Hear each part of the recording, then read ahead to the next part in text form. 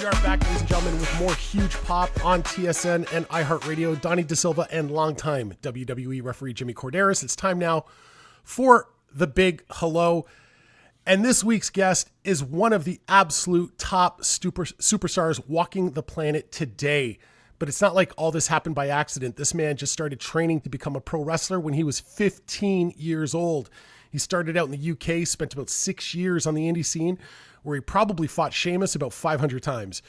He was signed to WWE and first popped up on television in 2007, but he wasn't quite the world-beating monster you see before you right now. He went to OVW and then FCW to get better prepared for the WWE style. By summer of 2009, he was back on Smackdown and had the former chairman proclaim that he was the chosen one and a future world champion. He had some early success winning the Intercontinental title and having some noteworthy feuds, but it still seemed he wasn't being featured like the chosen one. In 2012, he became part of the cult favorite three-man band and really started to show some personality. And it was because of those ultra-tight pants he wore that he accidentally invented his killer finish, the Claymore. By June 2014, this future Hall of Famer was released from his contract. He spent the next 3 years getting into crazy shape and redefining himself as a performer. His time in TNA really showed that he could carry an entire company. When he had the opportunity to return to WWE in 2017, he was not the same man. He had a brand new attitude and looked every bit the part of a banner-carrying champion. Since returning, he's won the Tag Team title, the Royal Rumble, Money in the Bank. He's a 2-time WWE champion, a former world champion, and a former friendship bracelet owner. He's also the most jacked internet troll of all time. On February 28th, WWE comes to our hometown of Toronto for SmackDown, and on March 1st, the Elimination Chamber. Get your tickets now if you haven't already, ticketmaster.ca, so you can see this man in the flesh. Ladies and gentlemen, everything I said is true because I'm not a liar. When this man talks, his words hit like fire. I'm going to stop now so that I can admire the Scottish psychopath, Mr. Drew McIntyre. Wow. What an introduction. That's all I got. I'm done. That's his gimmick. Oh, I like it. It's just a little rhyme at the end. You guys take it from here. I'm done. Well, Drew, thanks for joining us and taking the time. I know you're busy and you're probably getting ready to go summer right now, but let's start this off. We talked about, he mentioned the Elimination Chamber coming to Toronto. One of the things that you have going for you is, correct me if I'm wrong, you're undefeated in chamber matches, are you not? Yeah, that sounds right. Wait, maybe there was one when I was younger. I don't think I won. I remember throwing Wade Barrett through the plexiglass, which was pretty fun. But as I returned to the company, I'm undefeated in chamber matches. The last two, I won a streak right now. I won last year's Elimination Chamber, and I made this joke, which is not really a joke, when I won the match in Perth, Australia, and hit my pose, the pyro went off, and I went on for 2 straight minutes, and I figured that I got 5% of Cody's pyro budget as an award for winning Elimination Chamber. So in Toronto this year, I make it 10% if I get 3 in a row. I mean, everyone has talked about it almost to the point of it sounding cliche now, but I guess it's true, right? That Elimination Chamber match, that's no joke. That really does take time off your career. Yeah, it sucks. Everything that looks like it hurts. Elimination Chamber matches, Hell in a Cell matches, even just taking a regular bump in the ring. Everything takes its toll on your body, especially when you've been doing it for a long time. And in the chamber, everybody's looking to create some things that haven't been done before. It's a match that's been around for a long time. They're trying to innovate new violence, and they can keep that amongst themselves. I'm just going to be punching you in the face and kicking you in the face, and I'll chuck you off high things if you want. There's no way any of that stuff's happening to me. But that's the beauty of it. Drew, when you do stuff like that, your style that you're describing, that's like new again, because everybody's trying to do these crazy twisting, burning 450 hammer Phoenix splashes. And, the old school style of punch you in the face and actually try to do some damage to the guy is almost passé. Yeah, it's fun to watch. I enjoy watching it, as much as anyone else, as long as it's not in my own match. And I'm like, okay, and like the fans watching, I'll respond like, ooh, wow. But I don't care about the person behind the move. So when eventually you injure your knee and you can't do it anymore, and then you're shipped off, and like, why don't they care about me anymore? So they didn't care about you. They cared about that move you did, which was very impressive and got a ooh and an ah and a clap. And you've got to make people, care about you, the person behind whatever you're doing. And people can't relate to the flips and whatever, as impressive as they are. And a lot of people have the character as well as able to do all that impressive stuff. That's when you're really winning, if you can put it all together. But someone goes to a bar and they go to the bathroom and back and someone's making out with their girlfriend. They don't go, you son of a, and put them off the wall and big boot them and then climb up in the bar and backflip off the bar. So that shows you messing with my girl. Like, they don't get that. They understand punches in the face. They understand getting punched in the face. They understand getting kicked. They understand getting suplexed around. They've either done sports at school or wrestled around with their friends or whatever. That's the kind of stuff people get. And if you're not good at the one thing that people understand, then you're never going to really reach that top level. I've always said that people can see a Rana and think it looks cool, but not really get the impact. But everyone understands what a punch in the face feels like. Yeah, you don't need to do 10, or maybe you do if you're punching me. But if I hit you one time, you're not lying on the ground or not responding in a way where a 280-pound man punches you in the face, then my punch is freaking useless. Mm-hmm. I feel like you are now at this point where you've become kind of the inspirational model for a lot of pro wrestlers when they look at themselves and they look at their own career and they think to themselves, I'm not where I think I should be, but there's still time. Look at someone like Drew McIntyre who managed to reinvent himself.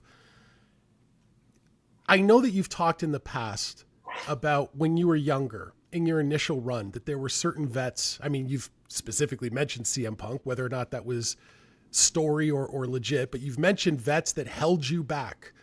Because of that, do you put your arm around any of the young guys today and say, let me help you out of this mud that you're stuck in? I'm not going to impose my will on anybody. People come to me, which some talent do. I'm always going to give my opinion, and doesn't mean it's the right opinion for you. It's just my opinion. But if you're negatively affecting my show, then I'm going to go to you and say, don't do that again, or that's the freaking shits. Like, I want people to have a moment on the show where somebody's watching and enjoying the show. They see something terrible and then go, well, God, that's how I felt about wrestling before I tuned in. And they just proved me right. That fake wrestling, and change the channel. If I see a moment like that, then I'm going to come down on you because you're affecting the show. But if somebody wants help, they want to get better, they want advice, they come to me, and absolutely, I'm there all day for anybody.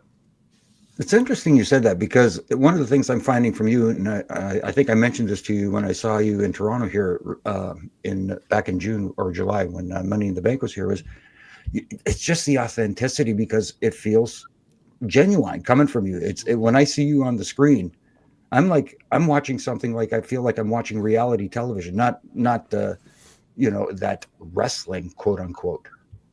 Thank you. I mean, that's probably because it is real, and sometimes there are certain situations, but I'm always going to find the real in the situation, no matter what, these days, and make it real to myself. But generally, when I'm speaking, it is 100% real. And I see some other people doing certain things. Again, I want to say to them, hey, maybe try this. But I also know, even just a few years ago, after I'd been in independence, kind of found my voice, found a comfortability, my creative process, etc. I came back and felt like I had to be a certain way again, or felt like they wanted a certain thing, and I felt like I was putting on a voice a little bit when I'm talking, like a lot of people do.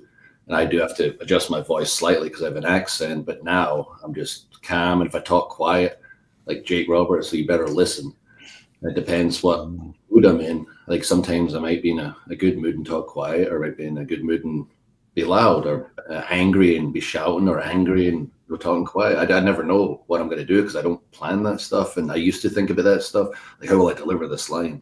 Now it's, okay, we've got the basic idea. I know how many minutes I've got. I know what we're trying to achieve in this segment. I'm going to go out and I'm just going to talk. And whatever comes out is the right answer, because it's going to be real to me. Yeah, it reminds me of an old adage in wrestling. I'm sure a million people have said it. I first heard it from Jerry Jarrett, which was, anytime you can confuse the people as to what's legit and what isn't, you've made money. right? So I think that that's a great spot for you to be in right now. Do you think that if you hadn't been released, you'd be where you are today as one of the absolute top stars in the world, or would you still be sort of middling? I mean, from the 3MB stuff, it would have been very hard to re-educate fans. But I'm a talking tender without taking that break and changing some things about myself. If that crap never happened again, and I enjoyed that as well because I love Jinder and Heath, and I'm always going through some difficult stuff in my life. So, it was about method acting going on. It wasn't just a rock star on TV; it was a rock star outside the ring. But if that had never happened and we'd followed the chosen one path all the way instead of not, giving it the full attention it deserved, the boss's chosen one got written off TV by Nexus during the story, so the story was basically dead very quickly. But if we'd taken that all the way, maybe things would have worked out, and I'd be, in a decent spot and a lot of tenure at that spot. But it wouldn't be what it is now. The reason I'm at where I'm at now is because of the journey and the hardship and the having to fight for everything that I got. And so, as much as a lot of people would say, would you change anything? I would never change a thing. I worry about the butterfly effect. Everything happens for a reason. Right. And you're the person you are today, not because of all the good stuff that happened. It's because of all the difficult situations that happened and how you dealt with them and how you overcame and the lessons you learned. And the product you see today is a guy that's been through a lot and had to open his eyes. And even as much as the past few months, I talked about it on TV, going home after I got the cell, my head stapled together for personal tragedy, being with my Scottish family that sacrificed everything, been away for 17, 18 years, and realizing, wow, everyone's just moving on. And, I guess it makes sense. It's 52 weeks a year. It doesn't matter if it's me or, Austin or Rock or anyone, unless you're right in front of their face. The show keeps going. There's hours of TV a week. They just forget about you. And I've been given and given and given. I'm not 40 yet somehow, and I've been around forever. I've still got plenty of time. I'm going to make sure I do everything that I want and take what I want, because when I'm gone, I'm the one that's going to have regrets, not the fans. So now I've got a very different mentality, and young enough and big enough and enough of a badass. I'm going to do whatever the hell I want, when the hell I want, and say what I want. I said, I'm willing to get fined. I'm willing to get my arse smacked. I'm willing to get fired to go all the way with what I believe to be the right answer. But thankfully, with the new creative process, with Hunter in charge, it's not a case of you're rebelling. It's a case of go out there and show the world who you are. And they're pushing us that direction instead of pulling us like, hey, I know you're angry about getting screwed last week. Go out and smile. So why would I do that? I would never do that. Exactly. I feel like, sorry, I was going to say, I feel like one of the reasons you are where you are right now is because of that mindset of I'm going to take what I deserve. But also there seems to be this confidence that you have now from having gone out and been the man elsewhere. You have this confidence where you're not afraid to advocate for yourself to management. And I think that's really important. But how do you, or do you even give this any thought? How do you tiptoe that line between advocating for yourself and coming across as a politicker? I don't do most of that crap. There's a lot of people that, I see them every week, and I've had this conversation, with Hunter himself. Like, people will line up and be all over him, and he's got such, little time in the day, such a busy person. I always tell him, the deal with us, we need to chat about stuff, and we do chat when we get the opportunity. But when it comes to weekly TV, he sets out the plan, I execute the plan. And if he feels like it needs done a certain way, he'll tell me. If I did something he didn't love, he'll tell me. If he likes something, wants a little more, he'll tell me. But I'm not in there kissing arse and saying, well, I should do this, or I'm not going to lose here, or I'm going to do this. And there's other people that do that. And I just can never do it. It's just never been me. I'm not a kiss arse. You give me the ball, I'll put it in the back of the back of the net. So when it comes to the politic and stuff, that's just not my bag. I'll work with a creative team. I'll make sure everything lines up story-wise. In my mind, we're all on the same page. Then I go out and execute. Right. I know our time is short here, and I wanted to bring something up that happened. It's making the rounds on the social media sites and on the interweb. Little video, I guess it was at the Netflix debut of Raw, of you and the final boss having a little, it looked like amicable chat, if I should say, and you whispered something to him before you departed. I'm not sure whether you'd like to share with us what you might have whispered into The Rock's ear. No. Okay, well, that's it. But it was nice to see him and catch up. Like again, looking at social media, I post a video and people are saying things like, I say people is like idiots online, not the ones I've actually been following the story, my career before freaking comment. Don't comment if you don't know. Like, oh, he's in the bloodline. He's head of the bloodline. Why would you ever talk to him? So, what am I saying? Am I talking a different language? I think I don't get an accent, but English is the only language I speak. Very specific. I'm going after people that have wronged me personally. The Rock, somebody who's actually advocated for me, looked out for me like my whole career, been there to give me advice privately, but also put me over. In TMZ in 2017, when I wasn't doing anything, as that's the guy to look out for. When I got signed, sent to the sword, has always been there for advice. If you paid attention, if you don't know that stuff, that's fine. Don't say anything. But he's literally someone who's helped me out so much. We got a chance to banter, and I got a chance to ask a favor, and he's going to take care of that favor. And people will find out soon enough whether cool right now.